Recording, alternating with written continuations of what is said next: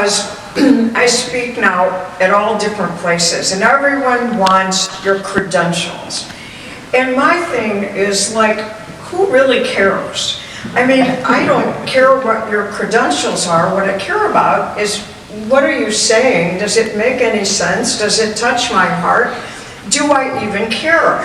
And, you know, kind of like, my joke is, if Jesus came to speak to you, he had no credentials. So it would mean nobody was going to listen to him, and yet here we are thousands of years later still listening. So that's my favorite quote and my favorite introduction.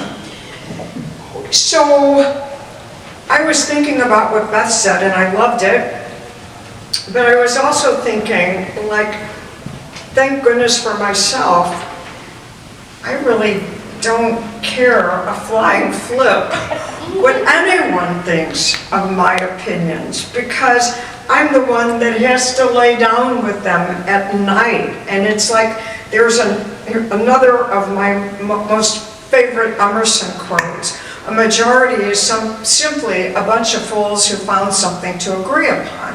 So I think about all of us who have our own free thoughts, you know, and what comes from there. So that's going to bring me into how to save money on self-help books. So we're going to start with Ecclesiastes 11:4. Whoever watches the wind will not plant. Whoever looks at the clouds will not reap. A perfect reminder that waiting for the perfect moment often leads to inaction. And then, knowing is not enough. We must apply. Willing is not enough. We must do. And that's by Johann Wolfgang von Goethe. So here's my little writing on it. How to save money on self-help books. How many of us have shelves full of self-help books? Let's see. Oh, Lena, you must have a lot. Why do we have so many? Perhaps we only need one. I could probably start my own library. Probably you could too. One of my main investments has always been diet books. Anybody have any of those in this room? Okay. If I really want to be honest, I think I was looking for the one that was the easiest. That would be the one where I could eat as much as I wanted, of whatever I wanted, whenever I wanted, and lose weight. Well, guess what? I'm still looking. I have not found that book. Or relationship books, spiritual books, etc. I think I have finally figured out I enjoy the reading more than the doing. However, in order to get results, I have to do. I'm going to act upon the Nike commercial. What is it, guys? Just do it. Just do it. So, it's like as most, I think some of you know because I've spoken since this happened, but we lost our son May 23rd of this past year. And I had been I started writing on Facebook every night for like the first 4 months, just almost consistently, and I would count the days, day one, you know, through, I think I stopped writing every night after about 4 months, and I would talk about my feelings of those particular days. And, you know, I would start some of these grief books, but truly, the ones I found most helpful was one that one of our Al-Anon friends gave us, and it was daily healing through grief, or something like that. And it was the little healing after loss. And it was just little daily readings, and they were very powerful. And then he also sent us a series of like 1, 2, and 3 books. And then there was one more called Good Grief, and they were all small. And I really liked them because they didn't tell you what you had to do. And I began to think about so many of these self-help books with all these instructions just do this. When you're going through this, this is what you should do. No, maybe that's what you should do. But I don't think I want to do that, because I don't think that that's going to help me feel better. And as I began to think about it, I put it into context with all of the things in my life. Like, for example, with grief. People will, and there's different griefs. There's the grief of losing a parent. There's a grief of losing a spouse. And then there's the horrific grief of losing a child. For me, losing a child has felt as though a limb has been removed. And people can live without limbs. Dogs do great. They can lose a limb and they become tripods and they learn how to do that. But I will guarantee you that any person who has lost a limb, that every morning when they put that prosthesis on, they remember, my limb is gone. For me, that is what I feel about a child. So when I read these books, I would start a lot of them and not finish them, and it's giving you a list of what to do. Go to exercise, call a friend, walk out in nature, look at the sky, jump through hoops. Oh, my internist had the best. I went for my checkup a month after it happened, and she wanted to write me a prescription for antidepressants. That was the answer. And I don't think she probably appreciated my question, because I said, oh, well, those antidepressants bring back my son. And, she kind of looked at me like, are you crazy? And I said, if they won't, there's no reason for them, because they will not make me less depressed. I'm not depressed. I'm sad. I'm going through what is known as grief. So I look, and why? Why do you think I wanted to read all those books? For one reason, and one reason only. I wanted something to help me feel better. And sometimes there isn't something to help you feel better. If you want to lose weight, you can read 1,000 diet books. You can go to every plan there is, but until you change your eating habits and your exercise habits and your habits in general, guess what? Nothing happens. I love the books on how to be happy. I mean, those are great, aren't they? Follow this list and you will be happy. Well, if that list was correct, we wouldn't be having all of the suicides in young people that we are having today. Because that list is missing a lot.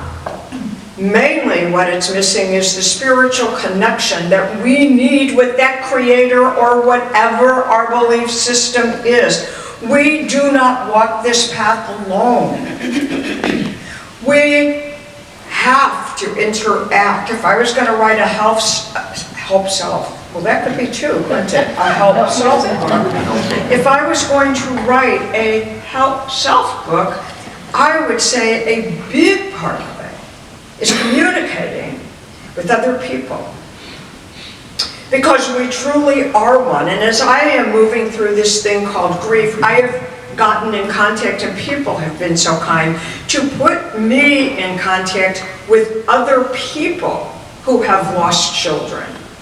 And they share their experiences and what their experiences are. It's been 16 years since I lost a child, and I still go through periods of really tough times, which is telling me that these books, most of them can go in the trash. In time, you will heal. No, we have to learn to walk with whatever it is. Like I was thinking, I don't know if I just mentioned this, but one of my classmates is a publisher, and he had read all my Facebook postings, and he contacted me, and he asked me if I'd be interested in writing a book. I said, I really don't know, but we've been talking, and he thinks that the material that I've been working on, that I had just been writing, my random thoughts, would really make a good book. And at first I started thinking a mother's journey through grief. And then I thought, no, the art of walking with grief. Think about that. Every single one of us sitting in this room, is there anyone that doesn't have any kind of grief in their life? An illness, a loved one, a worry, we all have it. It's part of life. Why do I owe this? I owe this to the interim minister at CSL, but I was listening to one of his talks one day, and he just goes, well, do you know why we die? And people are waiting for his answer. He goes, because we were born. That's a great line. It happens. It's part of the natural cycle of life. However, contrary to Buddhism or some of these other Eastern philosophies, we become so attached to our loved ones. How many of you have studied ever A Course in Miracles? Okay, I don't get a lot of it, but it's like this table means nothing, and then you move about 20 lessons, and this table means everything. And it's like this table means, losing this table should mean the same as losing a child. I mean, it's kind of like, those of you who've studied it, you know what I'm saying. It's releasing attachment. That's what it's all about. And that's what Buddhism talks about in all of it, that we become so attached. We become attached to what we call permanence. And nothing on this planet, including us, are permanent. We know our houses aren't. You just brought that up, didn't you? Because the people that live in Pacific Palisades, many of them have no homes right now. Well, a lot of people in California have lost homes. Oh, but let's take that one too. You know, let's go back to the beginning of some of the things that we talk about. Why do many of those people in California not have homes? Because every season there is a natural pattern of burning forest that is healthy for the environment. But guess what? Where do those people want to live? They want to live in the hills. And I was asked to speak. I don't know if any of you have ever been to Big Bear Lake. It's a gorgeous resort about 2 hours south of LA, and I was asked to speak there. And it was the weirdest thing because I was claustrophobic, literally, because there is one road up this mountain and it takes like 45 minutes to get up in the mountains. And so it's really in the hills, and all I could think of is, oh my God, fire. It's a one-laner. You know, you get stuck in these hills, and this is what happens because there's a lot of communities right in LA where there is only one road into the hills. So as people, we do so many things that just hurt ourselves, even the hurricanes. I mean, you know, there used to be palm trees and palm forests on the beaches. So when a hurricane came, that was like a natural barrier. But I want to live right on the beach. I don't want those trees in my way, so let's just cut them all down and we'll build condos and we'll build hotels right on the beach. So when the hurricane comes, it knocks down the houses and the hotels, you know? So it's kind of like we buy all these self-help things, all this stuff that we think is going to help us, but we don't do anything with it. We just read it. We just go, oh, yeah, that's a great idea, but what am I going to do with it? And then, it's like what you were saying, Beth, you know, take what you like out of everything and leave the rest. Sometimes you can read a book or we happen to go to Al-Anon meetings. We love them. And some weeks it's not the best meeting. But we always get something. Somebody says one thing that connects. And that's all I need, because that one little thing might be a life-changing sentence. So when you're reading these books or whatever, it doesn't mean because some author or some instructor, just because they're at Wash U, says something, that means they know more than you. They may know more than you in some areas, but you know more than them on other areas. And I just want to throw one other thing in.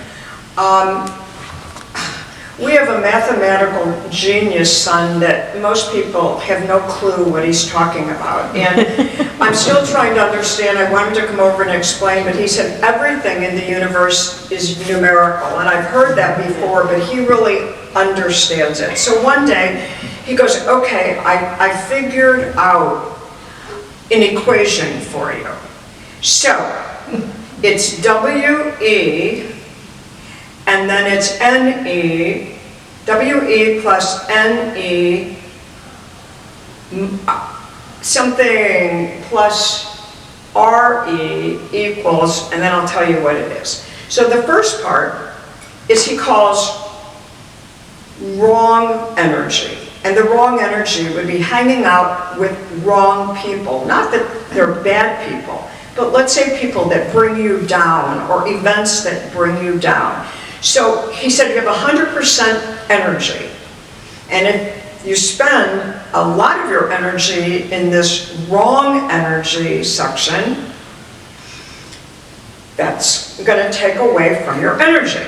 Then we have the NE, which is neutral energy, chilling out, watching TV, being on your computer, talking on the phone. We all need to neutralize a little bit, you know, just to kind of unwind.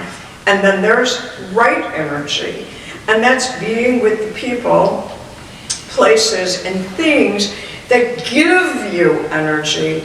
That equals a productive life. And he goes, I don't know if my numbers are right, but that's kind of what the equation is.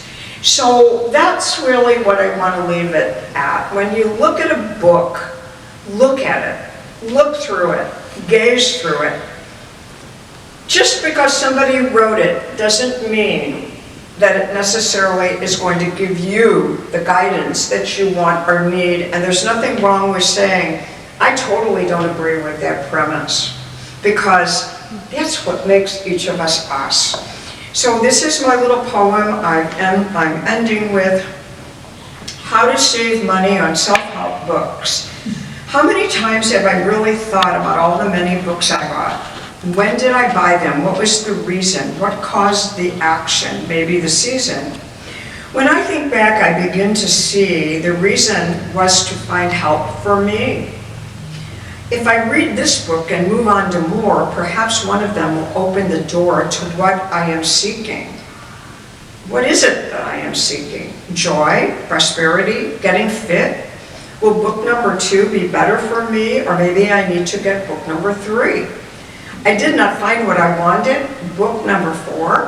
How many do I need to open the door? Perhaps that is not the answer. Maybe a deed. What I need is to get busy and plant the seed. A garden will never grow by reading a book. When you see how much effort that garden took, you may want to hire a gardener. That is the way it works. It takes effort. We can read and say, word after word, read books all day long until we do something. There is no song to sing or bell to ring. We already know the answers. They are inside our heart. Turn on the engine, start the ride. Tap into the universal mind. We will be amazed at the answers we find. If you must read a book, then take action. After you took the time to read, it is now time to plant the seed. Thank you.